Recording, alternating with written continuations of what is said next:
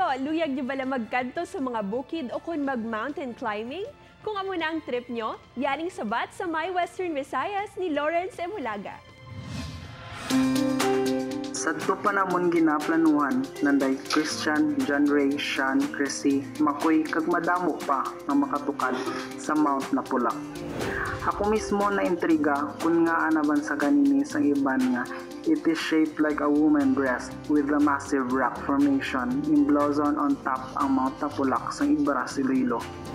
Gani sang damlag lang ang amon handom amon gid na tigayon.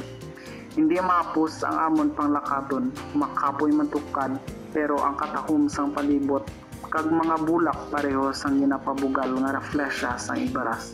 Mga manami kag mapula-pula nga wild berries. Mas tuman ang kalipay amon na batyagan sang nasaksihan namon ang sa ibabaw gali sang bukid.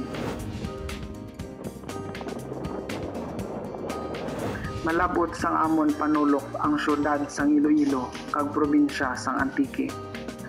Antes ang pagtunod sang adlaw, ang mas klaro nga amon makita ang Mount Canlaon sa Negros Occidental. Dako nga paghangkat sa amon ang katugnaw sa ibabaw ilabi na kung gabi.